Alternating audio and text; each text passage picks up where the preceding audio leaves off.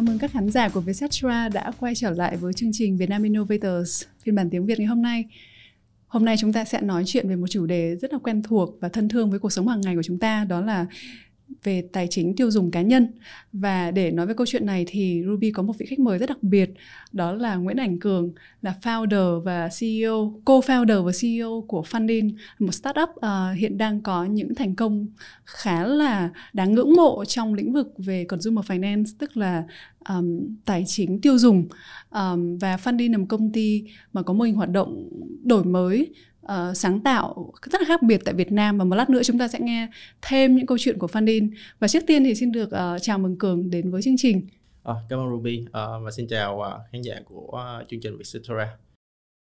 Để biết thêm về Fundin cũng như về Cường thì Cường có thể giới thiệu thêm một chút về công ty của mình đã sáng lập, cũng như là câu chuyện founder story, câu chuyện mà của nhà sáng lập của Fundin là gì, để mọi người biết thêm.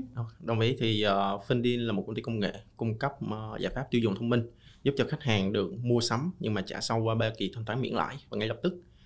Thông qua đó thì Fundin cũng giúp các đơn vị bán lẻ, những đối tác của Fundin tăng doanh số lên khoảng 30%.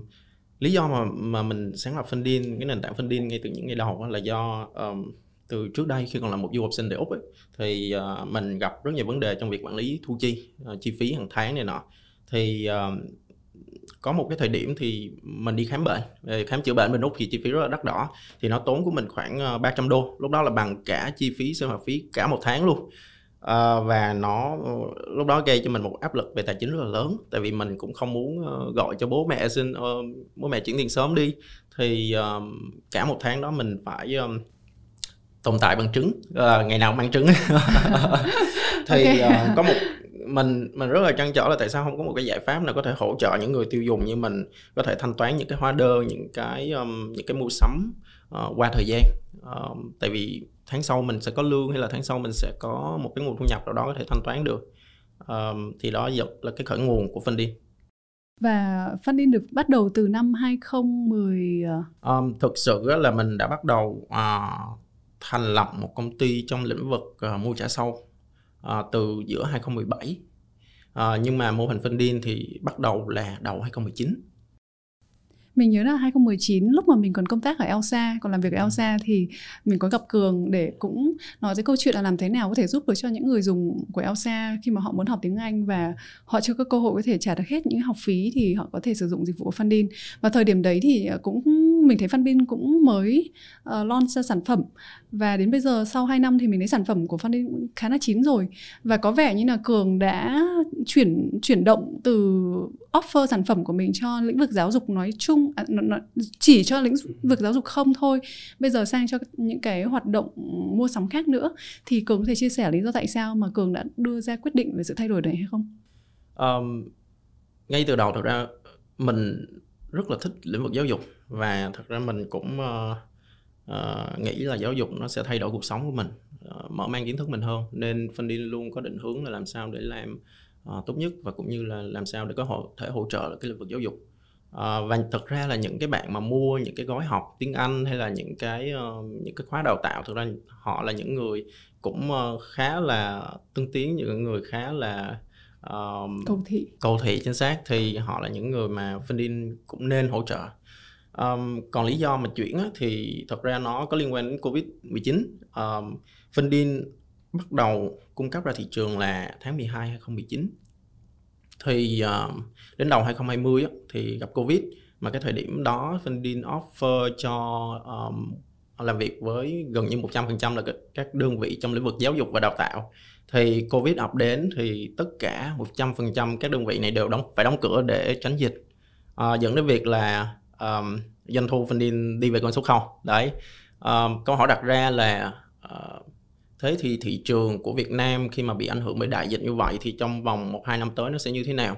Thì Fundin xác định là nó gần như rất là khó để có thể control được dịch bệnh một cách là ổn định, tại vì có thể là lâu lâu nó sẽ bị lại. Nên những cái sản phẩm và dịch vụ mà cung cấp offline nó sẽ rất là rủi ro cho Fundin khi mà cung cấp.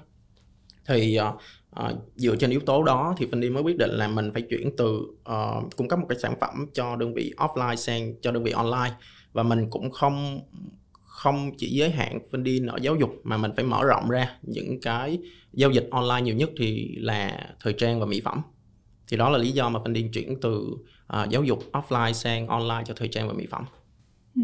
Thế Cường có thể chia sẻ đến một chút về đối tượng mục tiêu của người dùng mục tiêu của Fundin là ai, và nếu mà nói tới nhóm đối tượng đó và cùng với sản phẩm này thì liệu trong thị trường Việt Nam có một đối thủ nào cạnh tranh trực tiếp với Fundin hay không? Nếu mà nói về khách hàng là những đơn vị mà trả tiền cho Fundin để tồn tại á, thì khách hàng của Fundin chính là các đơn vị bán lẻ. Còn đối với người tiêu dùng thì họ hoàn toàn được miễn phí. Thì khách hàng mục tiêu của Fundin hay là những cái đơn vị mục tiêu của Fundin đó chính là các đơn vị hoạt động trong lĩnh vực thời trang và mỹ phẩm và có định hướng là phát triển kênh online. Còn đối với người dùng á, thì tệp người dùng mà sử dụng Fundin nhiều nhất đó chính là các bạn trẻ trong độ tuổi nhiều nhất là trong độ tuổi từ 22 cho đến 30 tuổi. Và tỷ lệ mà mua sắm của Fundin mà ở kênh online hiện tại đang chiếm khoảng 80%. Đó, thì những người dùng này là những người có smartphone, thích shopping online. Đấy. Nếu vậy thì liệu Ruby có thể gọi rằng Fundin là một công ty về fintech hay không? Liệu định nghĩa đó nó có chính xác? Fundin là sự giao thoa giữa công nghệ, tài chính và thương mại điện tử. 4 yếu tố: công nghệ, tài chính, thương mại. Thương mại điện tử là một phần trong thương mại điện tử. Thương mại điện tử là một phần trong thương mại. Vậy thì chúng ta hãy nói tới cả 3 yếu tố đó, đúng không? Thì thứ nhất là về tài chính, thì Fundin cho người dùng vay tiền để mua hàng bây giờ và trả sau, là buy now pay later, mua hàng bây giờ và trả sau trong bao nhiêu đợt? Về mặt sản phẩm ấy, thì Fundin sẽ hỗ trợ khách hàng mua một cái sản phẩm nhất định hoặc là một cái dịch vụ nhất định và trả sau qua 3 kỳ thanh toán miễn lãi. Thì kỳ đầu tiên khách hàng sẽ phải thanh toán 1/3 để nhận sản phẩm và dịch vụ. 2 kỳ còn lại sẽ thanh toán sau 1 tháng và 2 tháng và hoàn toàn miễn phí, miễn lãi.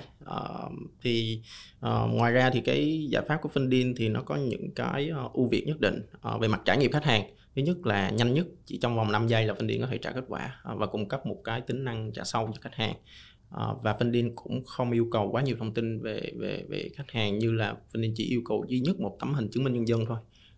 Khách hàng sẽ không phải tải app, không phải chụp hình selfie, không phải cung cấp bất kỳ một cái dữ liệu nào khác. Thế nên về mặt tài chính, đúng không? Thế về công nghệ thì điều gì là công nghệ cốt lõi để Fundin có thể tạo ra được một sản phẩm rất là dễ sử dụng như vậy và có cái yếu tố trải nghiệm người dùng tốt cho khách hàng của mình? Công nghệ thực ra là cái core nhất của Fundin, ở chỗ là để mà một cái giải pháp buy now pay later có thể thành công được thì nó gồm 2 yếu tố. Thứ nhất là làm sao để giải pháp này có thể giảm thiểu được rủi ro ở mức thấp nhất, và cái thứ hai nữa là với điều kiện là trải nghiệm khách hàng phải là tốt nhất. Dễ hình dung là nếu mà rủi ro cao thì bạn càng mở rộng thì bạn càng lỗ nhiều, và nếu mà rủi ro thấp nhưng mà trải nghiệm bạn yêu cầu rất nhiều thông tin về khách hàng, yêu cầu họ tải app chụp hình selfie thì cũng chẳng ai đăng ký với bạn, thì bạn cũng không mở rộng được. Nên để đảm bảo cùng lúc 2 yếu tố là rủi ro phải thấp nhưng mà phải yêu cầu rất ít thông tin về khách hàng thì là một bài toán rất khó và rất nan giải trong thị trường ở Việt Nam hiện tại.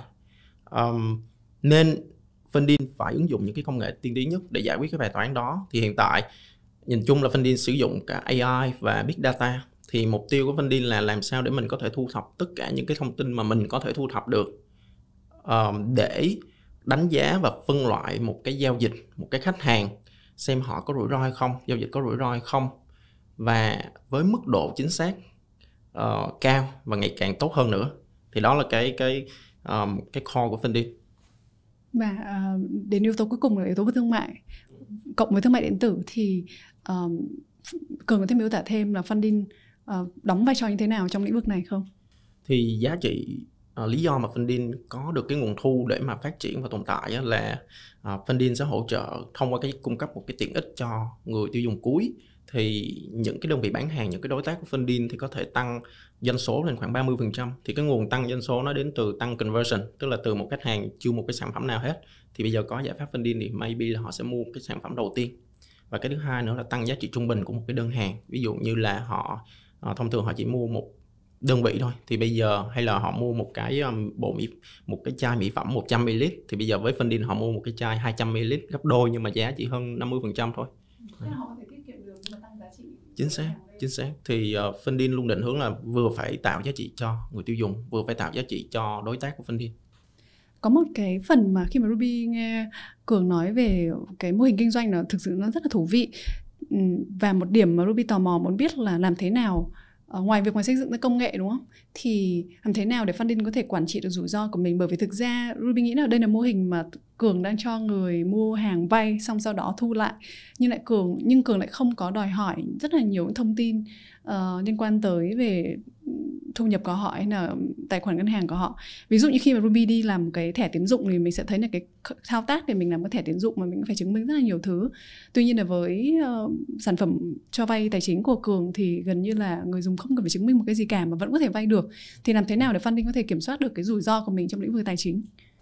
Vâng, một câu hỏi rất sâu về quản trị rủi ro. Thì trước hết thì liên quan tới cái mô hình hoạt động của Funding á, thì Funding không cho khách hàng vay tiền để mua một cái sản phẩm, mà ngược lại là Funding sẽ mua cái sản phẩm đó và bán lại cho khách hàng. Thì cái đó về cái mô hình hoạt động. Còn liên quan tới quản trị rủi ro ấy, thì hệ thống quản trị của rủi ro của Funding thì nó gồm nhiều phân lớp. Thì một trong những phân lớp đó là mình để control rủi ro, để quản trị rủi ro ấy, thì mình phải cấu trúc lại cái sản phẩm. Ví dụ như rất dễ hình dung là một cái sản phẩm cho vay tiền mặt thì rủi ro rất là cao. Thì Funding phải cấu trúc lại một cái sản phẩm như thế nào để đảm bảo cái rủi ro. Thì thứ nhất là cái kỳ hạn nó sẽ ngắn. Ví dụ kỳ hạn 12 tháng, 24 tháng nó sẽ rủi ro hơn là kỳ hạn 3 tháng, 2 tháng. Và cái thứ hai nữa là cái khoản trả trước. Khoản trả trước càng cao, ví dụ trả trước 50% nó sẽ rủi ro ít hơn khoản trả trước 30%. Thì hiện tại Funding, sản phẩm của Funding khách hàng đang phải trả trước 1/3 và trả trong 2 tháng tới. Đó là tái cấu trúc sản phẩm để đảm bảo rủi ro. Và cái thứ hai và rất là quan trọng đó chính là sử dụng công nghệ để quản trị rủi ro. Funding phải cái core nhất của Funding đó chính là làm sao với một nguồn dữ liệu hạn hẹp về khách hàng không phải cung cấp quá nhiều thông tin mà có thể dự đoán chính xác được là cái tỷ lệ mà hay là phân loại cái giao dịch đó nó có đáng tin cậy hay không, họ có mua như là một người thật hay không, hay là họ dùng máy để họ mua. Và khi mà đảm bảo được cái đấy thì, và đôi khi là Funding chưa làm tốt nhất đâu, và vấn đề là làm sao Funding phải liên tục học hỏi để giảm cái tỷ lệ rủi ro đó qua thời gian. Thì phần công nghệ thì mình thực sự không muốn đi vào sâu, tại vì mình cũng không phải là người handle công nghệ, sẽ có bạn là Võ Hoàng Nam, CTO của Funding handle, nhưng mà cái idea chính nhất vẫn là sử dụng công nghệ để giảm thiểu rủi ro. Gần đây thì Ruby có thấy là Funding đã gọi vốn được có thể vòng A hoặc là vòng pre-A. Vòng này gọi là vòng gì? Seed thôi. Vòng seed, ok. Vòng seed đến từ quỹ đầu tư Zone Startups Ventures và 1982 Ventures. Thì điều gì khiến cho Cường quyết định là mình sẽ gọi thêm vốn, và kế hoạch sau khi gọi vốn thành công sẽ là gì? Thật ra Funding gọi được vốn từ hai quỹ đầu tư Singapore là Zone Startup Ventures, 1982 Ventures, và cũng may mắn là nhận được sự đồng hành hỗ trợ từ 3 nhà đầu tư thiên thần tại Việt Nam có rất nhiều kinh nghiệm, ví dụ như luật sư tiến sĩ Lê Minh Phiếu, hay là anh Trần Quốc Tuấn là cựu CEO của chứng khoán Thiên Việt, và bà Nguyễn Thị Minh Thu là cựu chuyên viên đầu tư cao cấp của Mekong Capital. Thì lý do mà gọi vốn thì có đến từ hai cái. Thứ nhất là Funding nhận ra là mình đã đạt được cái product market fit, có nghĩa là giải pháp và sản phẩm của Funding đã đạt được thứ nhất là rủi ro thấp, và thứ hai là khách hàng đã chấp nhận rất là nhiều. Thì bây giờ đã chuyển thể từ cái giai đoạn tìm kiếm làm sao giải pháp mình phù hợp với thị trường sang giai đoạn là mở rộng. Thì với giai đoạn mở rộng thì Funding cần nguồn vốn nhiều hơn để mở rộng hơn nữa, cung cấp tiện ích này đến nhiều người tiêu dùng hơn và với nhiều đối tác hơn. Đó là một trong những lý do. Và cái thứ hai nữa là Funding nhận ra để mà mở rộng thì Funding cần rất nhiều kinh nghiệm, cần rất nhiều sự hỗ trợ từ các anh chị. Thì đó là lý do mà Funding đi tìm kiếm thêm các nhà đầu tư thiên thần. Họ là những người có rất nhiều kinh nghiệm. Ví dụ như anh Lê Minh Phiếu sẽ hỗ trợ Funding là làm sao Funding có thể áp dụng công nghệ mới, mô hình mới, nhưng mà vẫn đảm bảo tuân thủ những cái pháp luật hiện tại tại Việt Nam. Wow, Vậy là việc gọi vốn của Fundin thực ra rất là thông minh, bởi vì không chỉ nhận được vốn đầu tư mà còn nhận được cái sự hướng dẫn, sự hợp tác về chiến lược từ rất là nhiều những người tài giỏi và thành công trong lĩnh vực cả về tài chính, đầu tư và về lĩnh vực ngân hàng nữa, đúng không? Chính xác. Thì rất là happy về điều đó. Tham vọng của Cường sau khi gọi vốn xong sẽ là như thế nào? Thật ra thì Fundin hay là mình sẽ không có đặt một cái tham vọng quá lớn, mà vấn đề của Fundin là làm sao mình có thể giải quyết từng bài toán một mỗi ngày. Tại vì ngày nào cũng sẽ có một bài toán mới mà phải ngồi lại mà mình giải quyết. Thì đúng rồi, câu chuyện của startup có những bài toán rất là nhỏ, có những bài toán rất là lớn, thì miễn là mình liên tục giải quyết được từng bài toán một mỗi ngày thì mình sẽ đi đến một cái quãng đường xa. Thì Fundin không nghĩ quá xa đâu, chỉ là làm sao mình có đủ động lực để mà mỗi ngày thức dậy gặp bài toán rồi mình ok, let's go, let's do it và giải quyết nó. Ban nãy có một câu hỏi của Ruby mà Cường chưa trả lời này. Liệu ở Việt Nam có đối thủ nào cạnh tranh với Fundin hiện tại hay không? Ngay từ đầu Fundin xác định là mình chỉ nên hoạt động ở Blue Ocean, có nghĩa là những cái thị trường mà chưa ai cung cấp hay là họ cung cấp mà họ không tập trung. Thì thứ nhất là thật ra cái giải pháp mua trả sau nó đã rất phổ biến ở Việt Nam rồi, dưới tên gọi là trả góp. Điển hình như là tại cái chuỗi cửa hàng Thế Giới Di Động hay là Điện Máy Xanh á, có đến 40% khách hàng sử dụng cái dịch vụ trả góp để thanh toán cho những cái đơn hàng mua sắm. Tuy nhiên nếu mà mình nhìn xa hơn thì ngoài lĩnh vực điện máy, điện thoại á, thì như là thời trang, mỹ phẩm thì lại không có một cái giải pháp nào để hỗ trợ người tiêu dùng. Thì đó là Fundin sẽ tập trung vào những cái phân khúc đó. Tức là phân khúc mà cái tổng giá trị của một đơn hàng nó thấp hơn, đúng không? Chính xác, thì đôi khi nó là quá nhỏ so với ngân hàng, đôi khi nó quá nhỏ so với công ty tài chính. Và hệ thống của họ chưa có mục tiêu là giải quyết những cái bài toán nhỏ như vậy. Và cũng như là Fundin hướng tới là những tệp khách hàng mà chưa có thẻ tín dụng. Ví dụ ở Việt Nam tỷ lệ dân số mà có thẻ tín dụng chỉ có khoảng 4-5% thôi. Thì cái phần còn lại là họ cũng có nhu cầu, chứ họ cũng là những người tiêu dùng mà họ muốn tiêu dùng thông minh, họ muốn được trả sau. Thực ra thẻ tín dụng mà mình đang sử dụng nó chính là mua trả sau á, mình cà thẻ và sau 30-45 ngày mình trả sau. Nhưng mình trả trễ là sẽ bị trả lãi suất rất cao. Chính xác, thì thậm chí cả ngân hàng cũng tính lãi suất rất là cao, và đôi khi là đối với thẻ tín dụng ấy thì mình không xài mình vẫn phải trả phí thường niên. Đó, thì Fundin thì luôn mong muốn là một khi mình đã làm thì mình phải làm tốt hơn hẳn. Tại vì nếu mà làm tốt hơn một ít thì chẳng ai dùng cả. Thì mình nếu khách hàng không sử dụng thì sẽ không có phí gì hết. Và khi khách hàng sử dụng á, và họ cũng được miễn phí luôn nếu mà họ thanh toán đúng kỳ hạn. Còn nếu mà họ muộn á, thì họ sẽ có một cái khoản gọi là khoản phạt. Tuy nhiên là Fundin mình có góc tài chính nên mình hiểu là cái nguy hiểm nhất trong vấn đề phạt hay là lãi á, là lãi trên lãi. Tức là lãi con sinh lãi mẹ ấy. Thì đúng rồi, để tới để lui, nói chung là sau một khoảng thời gian nó sẽ trở nên rất là lớn. Thì làm sao để mình có một cái scheme để mà khách hàng có động lực họ thanh toán đúng hạn là một, và cái thứ hai nữa để đảm bảo cho khách hàng họ không bị ảnh hưởng rất nhiều về cái sản phẩm này á, thì mình phải hạn chế cái việc là lãi con sinh lãi mẹ. Thì mình Fundin có một cơ chế là cho dù khách hàng muộn quá 2 năm, 3 năm hay là 10 năm á, thì tổng tiền phạt nó sẽ không bao giờ vượt quá 25% giá trị đơn hàng. Cảm ơn nhà tài trợ Hồ Tràm Beach Boutique Resort and Spa đã đồng hành tài trợ tập Vietnam Innovators ngày hôm nay. Nếu bạn muốn tìm về một Hội An xưa trên bờ biển với những cơn gió mát ngày hạ, hãy đến với Hồ Tràm Beach Boutique Resort and Spa. Wow. Bây giờ cho Ruby hỏi Đảo một chút xíu nữa này. Thì với mô hình kinh doanh như vậy thì doanh số của Fundin đến từ đâu và lợi nhuận như thế nào? Hiện tại doanh số của Fundin gần 100% là đến từ các đơn vị bán lẻ. Lý do họ trả tiền cho Fundin, giúp Fundin có một cái nguồn để tồn tại là do là Fundin hỗ trợ họ tăng doanh số. Thì cái tiền mà họ thanh toán cho Fundin đến từ cái budget cho marketing. Tức là marketing họ chi ra 1 đồng thì họ phải thu về bao nhiêu, thì họ sẽ chi cho Fundin 1 đồng. Một phần của 1 đồng đó để Fundin mang lại tăng doanh số cho họ, tăng conversion và tăng giá trị trung bình của một cái đơn hàng. Thì đó là cái nguồn thu chính của Fundin. Fundin gần như là không thu từ khách hàng, chỉ có thu một khoản rất là nhỏ từ cái việc mà khách hàng thanh toán muộn, và họ rất là happy về điều đó. Wow, đây là mô hình kinh doanh rất là tinh xảo bởi vì nó có rất nhiều layer, nhiều lớp ở trên đó. Nếu mà Ruby miêu tả không nhầm thì sẽ là như thế này, là Fundin sẽ mua từ các merchant với cái mức giá có ưu đãi, xong sau đó bán lại cho người tiêu dùng và cho phép người tiêu dùng trả dần, sau trả thành 3 lần và lần đầu tiên là 30%, không có trả phí hay là lãi suất của người tiêu dùng trừ trong trường hợp trả trễ. Nhưng mà cái yếu tố mà khó nhất của bài toán này chính là quản trị rủi ro, để người tiêu dùng không có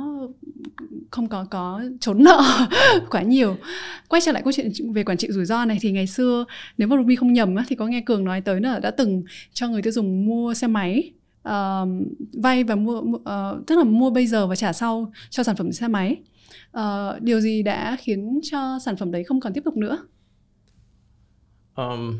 Ban nãy Cường có nói tới là mình chỉ muốn tập trung vào nhóm những cái giao dịch mà nó có giá trị nhỏ thôi, đúng không? Nhỏ thực ra là định nghĩa của Cường là bao nhiêu? Từ 6 triệu trở xuống. 6 triệu trở xuống, và xe máy chắc chắn là sẽ không phải 6 triệu rồi. Thì điều gì xảy ra với sản phẩm đấy? Có thể nói nó là một sự thất bại rất là lớn đối với mình cũng như là công ty. Cái thời điểm đó thì thực ra là mình bắt đầu khởi nghiệp sau khi đã có một số thành công nhất định trong đầu tư, trong công việc. Thì với một cái chuỗi thành công đó, thì khi mà mình ra thì mình chưa suy tính kỹ càng, nhảy vào một cái lĩnh vực mà cạnh tranh rất là khốc liệt. Ví dụ có rất nhiều công ty tài chính đã và đang cung cấp một cái giải pháp nó cũng khá là tốt ở cái thị trường đó, và có thể gọi là mình cũng khá liều lĩnh để nhảy vào cái phân khúc đó. Và có những cái mà mình, mặc dù là mình cũng có nghiên cứu đó, cũng có những cái báo cáo mà mình đã đọc được, báo cáo chuyên sâu, nhưng mà số liệu ở trên đó thì nó không thể hiện đúng bản chất của một cái lĩnh vực kinh doanh, mà mình phải thực sự là làm mình mới nhận ra vấn đề nó là như vậy. Tuy nhiên cái vấn đề của Fundin gặp phải là mình đã scale quá nhanh quá sớm trước khi mà đạt được cái như nãy mình nói là product market fit, sự phù hợp với thị trường, cũng như là cái sản phẩm đó có mang lại hiệu quả về mặt kinh tế hay không, mà mình đã mở rộng trước khi mà mình nhận ra cái điều đó. Tức là mình cho nhiều người mua xe máy quá hả? Chính xác. Fundin đã mở rộng trong vòng 1 năm rưỡi, từ giữa 2017 đến cuối 2018 đã bán xe máy được khoảng 1.234 chiếc. Rất là nhiều. Thì dẫn đến việc là tại cái thời điểm mà mình nhìn vào số liệu mà mình nhận ra là nó không work, nó không hiệu quả, thì có thể nói là nó cũng hơi quá là muộn. Muộn nó dẫn đến việc là mình thất bại, nhưng mà thất bại ở mà nó ảnh hưởng rất là nhiều. Có thể là nguồn vốn nó đi gần hết nguồn vốn mà mình có thể. Điều gì xảy ra? Có phải là mọi người mua xe máy xong sau đó họ không trả và họ trốn nợ? Trốn nợ thực ra nó là, hay là gọi là rủi ro, nó về làm mặt bản chất của cái ngành rồi. Và vấn đề là cái rủi ro nó có cao hay không, và mình làm gì để mình kiểm soát cái rủi ro đó. Thì trước đó Fundin hoạt động thì công nghệ rất là ít công nghệ, và cái mô hình hoạt động nó cũng không phải là có cái gì đó mới mà có thể khác biệt so với những đối thủ khác. Với lại một cái nữa là về mặt đạo đức nghề nghiệp và về mặt đạo đức của cá nhân, những cái bạn trong công ty cũng như cá nhân mình, đó là trong cái lĩnh vực này cần phải có một cái lợi thế cạnh tranh trong việc thu hồi nợ.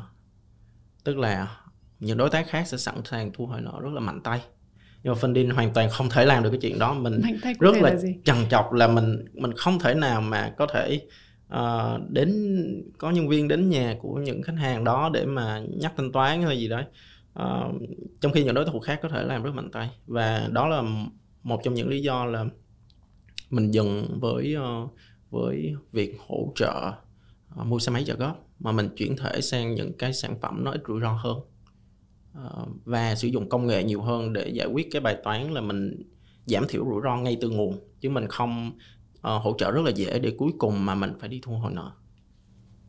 Và có vẻ như đây là một sản phẩm mà gây ra một thiệt hại tài chính khá là lớn. Cường có thể bật mí được không, hay là không muốn bật mí? Thực sự nó rất là lớn. Lớn ở đây thì theo nghĩa là phần trăm. Thiệt hại thì Trước đó thì mình gần như là mình kiếm được bao nhiêu ấy, thì sau cái đợt thất bại đầu tiên đó nó đi gần hết thì nó khoảng 500.000 đô. Yes, nó là một trong những cái bài học đau thương nhất mà mình từng trải qua. Rồi từ bài học đấy thì điều gì khiến cho Cường, tức là Cường mất gần như là tất cả các số vốn ban đầu của mình, đúng không? Thì điều gì khiến cho Cường quyết định là mình sẽ tiếp tục và đứng dậy vượt qua những cái thất bại đó? Thật ra nó là mình sẽ mất, tại vì trước đó mình có lợi nhuận rất là nhiều từ việc đầu tư chứng khoán, và mình thành công liên tục nhiều lần. Và cái số vốn đó thực ra là mình mất hết những gì mình đã kiếm trong một khoảng thời gian rất là dài trước đó, và là niềm tự hào của mình. Thì mình mất hết cái số đấy. Ngẫm lại thì cái bài học, trước tiên là cái bài học của mình, thì bài học đó là khi mà mình quá tự tin, overconfident, thì dẫn đến một chuỗi các hành động sai lầm.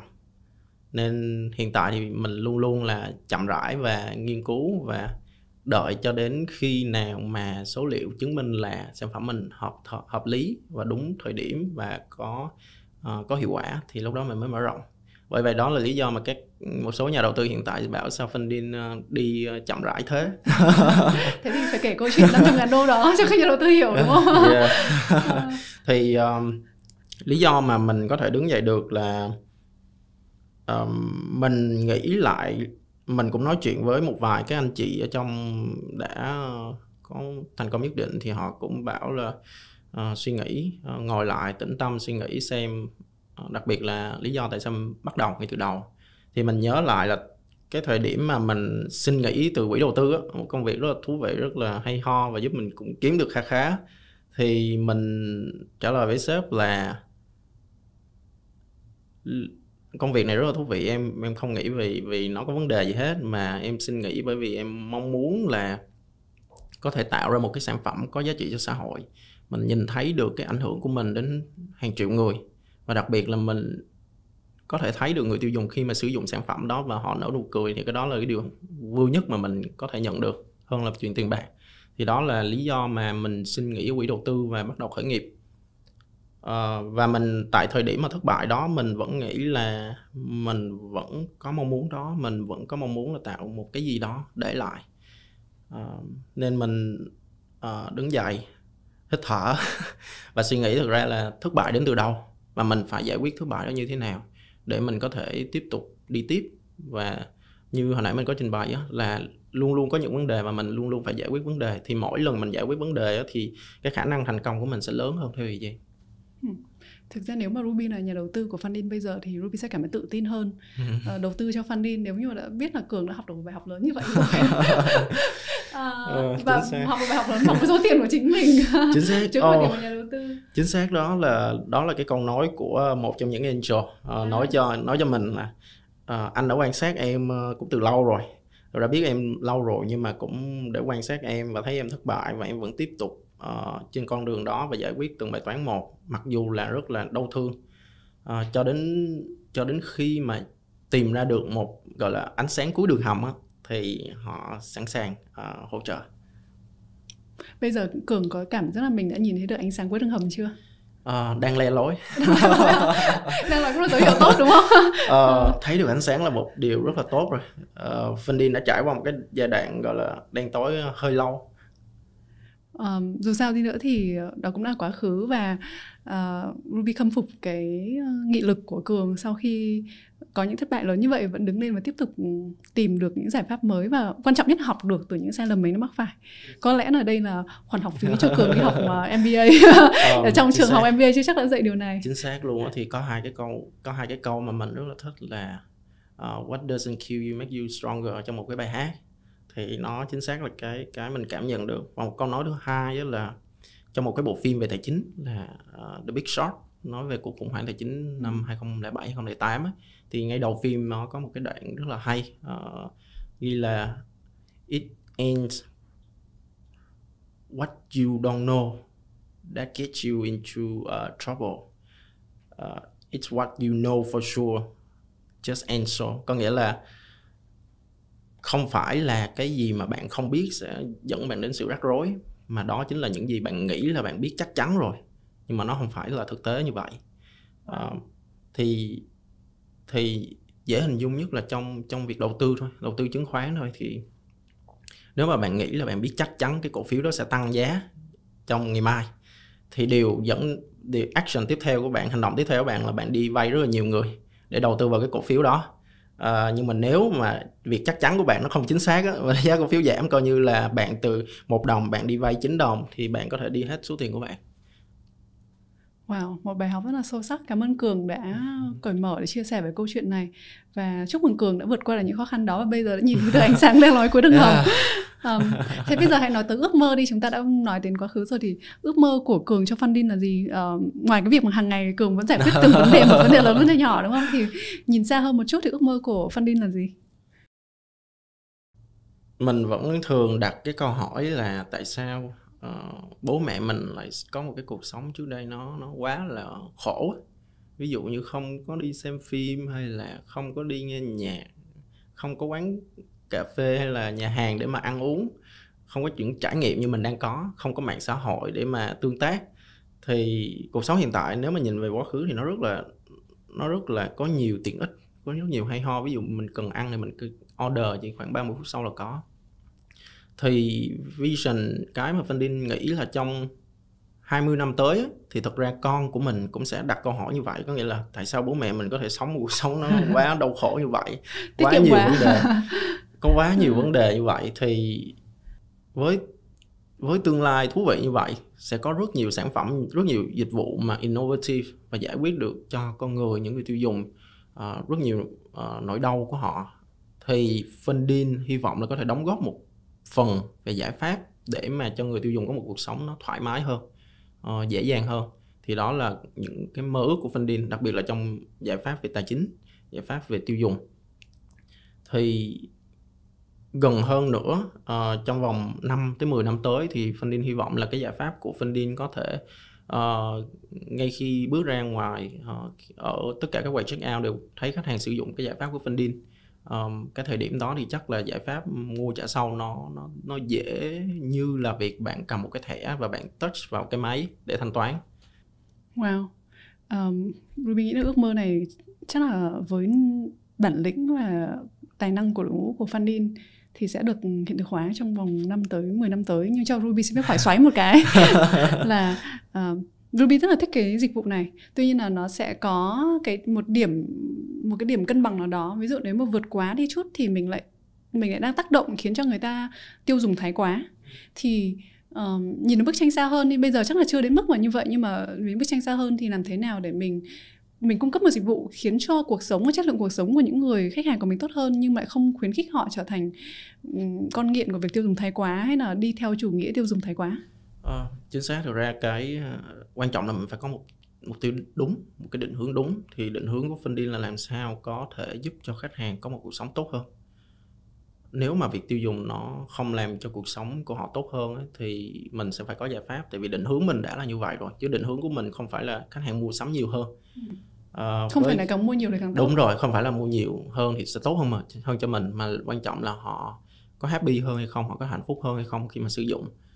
Thì cũng như là việc dùng thuốc thôi, thuốc nó tốt nhưng mà nếu dùng quá liều thì nó có tác dụng phụ. Thì Fundin với niềm tin là giải pháp này chắc chắn là hiện tại đang mang đến giá trị, nhưng mà khi mà người tiêu dùng có những cái dấu hiệu mà họ dùng quá thì Fundin luôn có một cái cơ chế để chặn lại. Ví dụ như họ thanh toán muộn thì đó là dấu hiệu là tài chính của họ chưa ổn, thì Fundin sẽ chặn lại, giảm thiểu cái việc mà họ mua sắm nhiều hơn. Hay là về mặt giáo dục thì Fundin sắp tới cũng sẽ có một số cái cơ chế để mà tư vấn nhiều hơn cho người tiêu dùng. Và đặc biệt là đối với Fundin ấy thì nó hơi manual một xíu, nó hơi làm tay một xíu, là trong trường hợp mà khách hàng họ không thanh toán được á, thì chỉ cần báo cho Fundin biết để Fundin cùng hỗ trợ xử lý. Thì chứ không phải là họ cứ muộn là mình cứ gọi nhắc. Đấy, thì là những cái mà Fundin nghĩ. Quan trọng là cái định hướng mình là giúp cho người tiêu dùng có một cuộc sống tốt đẹp hơn. Thì hiển nhiên là mình sẽ đi trên con đường đó, và có những cái vấn đề mà mình phải giải quyết, đó là những cái vấn đề hàng ngày. Một câu trả lời rất hay. Cho Ruby hỏi thêm một vài câu hỏi nữa, 2 câu hỏi nữa thôi. Câu thứ nhất trước khi chúng ta bắt đầu kết thúc chương trình đó là điều gì khiến cho Cường thao thức vào buổi đêm để suy nghĩ để tìm lời giải cho bài toán đó? Thật sự là gần như đêm nào mình cũng trăn trở. À thế hả? Chứ không phải là nó là một vấn đề mà nó là rất nhiều vấn đề. Như mình chia sẻ đó là khởi nghiệp nó quá khó đi. Và đặc biệt là khởi nghiệp trong một cái lĩnh vực mới có nghĩa là mình làm khác đi gần như tất cả mọi thứ, thì nó dẫn đến việc là luôn luôn có những cái nó nổi lên, nó trồi lên. Ví dụ mình giải quyết chỗ này xong rồi mình bịch chỗ này xong nó nổi lên chỗ kia đó, thì luôn luôn đêm nào mình cũng phải trằn trọc suy nghĩ. Rồi không chỉ đêm mà thức dậy là bắt đầu suy nghĩ rồi. Và thậm chí vừa ngủ cũng vừa nghĩ. Yeah, chính xác là đôi khi nằm mơ cũng phải nghĩ thôi. Đúng rồi. Và có một cái nữa là đôi khi mình đi du lịch với gia đình, mình cũng nghĩ tới nó. Trong lúc đang lái xe cũng nghĩ tới nó. Nó không phải là một bài toán duy nhất, nó là rất nhiều bài toán mà nó ảnh hưởng rất nhiều đến cuộc sống. Thì chỉ khi mà mình có cái tính cách của mình đó, là mình phải mong muốn là mình giải quyết được bài toán đó vì một cái tương lai tốt đẹp hơn, thì mình mới có thể tiếp tục đi trên cái con đường như vậy. Tại vì nó quá painful. Nó quá painful. Rất là nhiều người nhìn vào những câu chuyện thành công qua đêm của các startup, nào là câu chuyện gọi vốn thành công rồi trở thành triệu phú này triệu phú kia, thì đều nghĩ là mình mong muốn trở thành doanh nhân khởi nghiệp. Nhưng mà chắc là nghe những câu chuyện thành thực của Cường thì những câu chuyện mà sẽ khiến cho mọi người có một cái nhìn thực tế hơn về việc khởi nghiệp. Đúng là mình cần phải có một cái niềm đam mê giải quyết vấn đề không bao giờ kết thúc, và theo đuổi một sứ mệnh rất là lớn hơn mình rất nhiều, thì mình có sự kiên nhẫn và sự bền bỉ đó giải quyết vấn đề mỗi ngày. Thế nếu mà Cường thường hay trằn trọc như vậy thì bây giờ cho Cường một sức mạnh siêu nhiên thì Cường sẽ chọn sức mạnh gì? Và một câu hỏi nó câu hỏi này vui thôi. Chính xác thì mình cũng gần như là chưa bao giờ nghĩ tới nó. Nhưng mà nếu mà mình có một cái sức mạnh siêu nhiên thì mình vẫn còn nhớ là khi còn bé thì nhà mình có một cái sân thượng, thì xung quanh toàn mấy nhà thấp hơn thôi, không có đèn gì hết đó. Thì thường là gia đình buổi tối có lên sân thượng mà nằm mà ngắm sao. Wow. Thì mình luôn thì mình luôn đặt câu hỏi là không biết trên đó có gì trên đấy.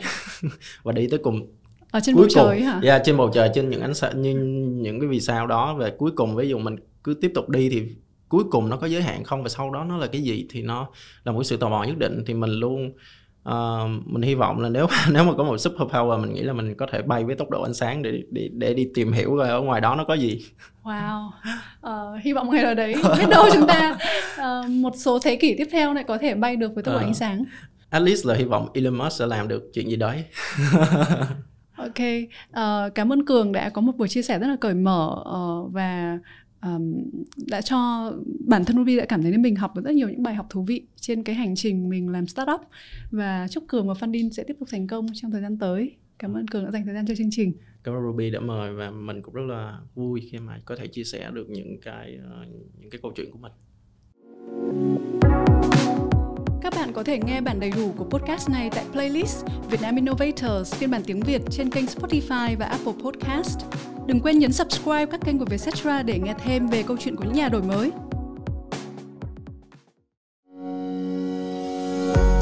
Cảm ơn nhà tài trợ GeoHealth đã đồng hành cùng chúng tôi trong series này. GeoHealth là một trong những nhà đầu tư đổi mới sáng tạo đáng chú ý nhất trong lĩnh vực công nghệ cũng như chăm sóc sức khỏe tại Đông Nam Á. Để biết thêm thông tin, bạn có thể cài đặt ứng dụng GeoHealth trên điện thoại. Ứng dụng hiện đã có mặt trên App Store và Google Play. Hơn thế nữa, bạn cũng có thể tham quan trụ sở phòng khám thông minh của GeoHealth tại M Plaza Sài Gòn để trực tiếp trải nghiệm các dịch vụ cao cấp nơi đây.